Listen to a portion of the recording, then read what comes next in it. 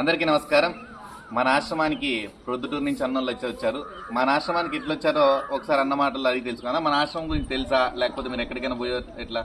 అయ్యా ఇట్లా హిందూపురము గోరెంట్ల అట్లా కొన్ని పల్లెలు తిరిగామయ్యా. అక్కడ పోయి కొన్ని ఆశ్రమాలు చూసినాము. అక్కడ వసతులు లేవు, బాత్రూమ్ సరిగా లేవు.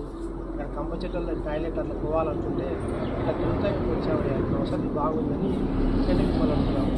ఓకే, మన ఆశ్రమం అంటే వాళ్ళు హిందూపూర్కి ఇవి ఆటోలు అయితే పోతాయంట కదా, అట్లాంటి ఆటోల్లో చూసి వీళ్ళు ఆటోల్లో ఆశ్రమాలు ఉన్నాయని పోయారు. అక్కడైతే ఏం లేదంట.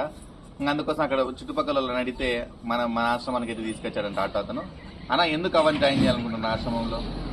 ఇక్కడ మాకు ఉద్యోగం పెద్దగా లేదుయా. అన్నం పెట్టేటోళ్ళు లేక అన్నం పెట్టే టయానికి మూలు ఉంటాయని అట్లా తీసుకొచ్చామయ్యా. మీరిద్దరు కొడుకులు ఉన్నారు కదనా, మళ్ళీ మీరిద్దరు చూడాలి కదా. మాకు చూసానండి అమ్మా, ఇంతసేపు మేము పనులు పోవాలి కదా. పనులకు వెళ్ళినా మీ భార్య మీ పిల్లలు చూడాలి కదా.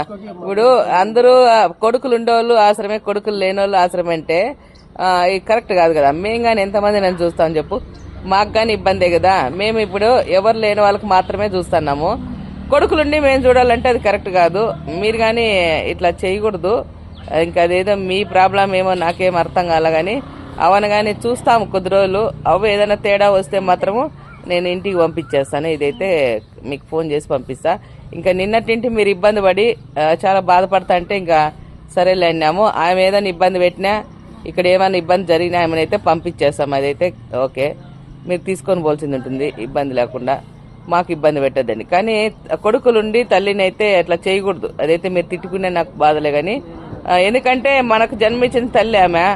ఇద్దరు కొడుకులుండి కానీ ఈరోజు ఆశ్రమంలో జాయిన్ చేస్తున్నారంటే ఇది కరెక్ట్ కాదు కదా. అది ఆ అమ్మ ప్రాబ్లం ఏమున్నా మళ్ళా చూసి మీకు చెప్తాను.